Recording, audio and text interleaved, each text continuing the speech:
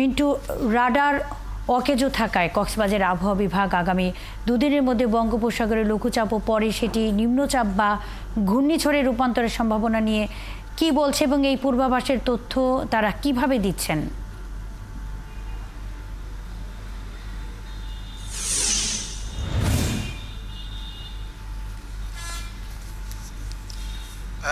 আপনি রিপোর্টে তো দেখলেনই যে কক্সবাজার যে রাডার সেটা আমরাও নিজেরা জানতাম না, 1.5 বছর ধরে অকেজো হয়ে আছে।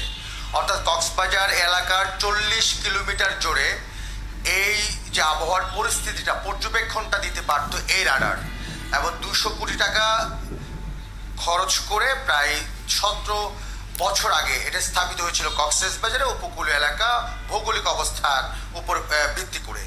কিন্তু এটা কাজ করে না, ধার দেনা করে একেবারে একটা অভাবী সংসারের মতো আবহাওয়া অফিস একটা অবস্থা তৈরি হয়েছে।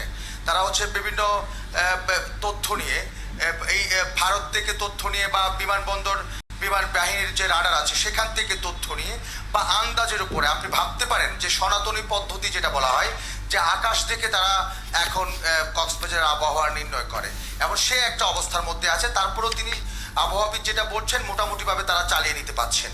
আর কক্সবাজারের যে আবহাওয়ার কথা বলছেন 24 ঘন্টার মধ্যে একটা লঘুচাপ সৃষ্টি হতে পারে সাগরে, এবং সাগর যেহেতু খুব বেশি উত্তাল এবং সেই জন্য লঘুচাপ সৃষ্টি হতে পারে, 2-1 দিনের মধ্যে এটা নিম্নচাপ পরিণত হতে পারে এবং এটা পর্যায়ক্রমে ঘূর্ণিঝড়ে রূপ নিতে পারে সে ধরনের একটা আশঙ্কার কথা বলছে। তবে যদি ঘূর্ণিঝড়ে রূপান্তরিত হয় সেক্ষেত্রে সেটা কোন দিকে মোড় নেবে সেটা পরের বিষয়, সে বিষয়টি তথ্যটা দিচ্ছে।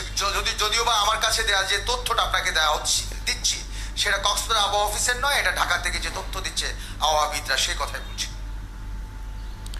কামরুস্তান মিন্টু সঙ্গে থাকবেন। বঙ্গোপসাগরের সম্ভাব্য নিম্নচাপ ও ঘূর্ণিঝড়ের বিস্তারিত তথ্য নিয়ে কামরুস্তান মিন্টু কক্সবাজার থেকে যুক্ত ছিলেন।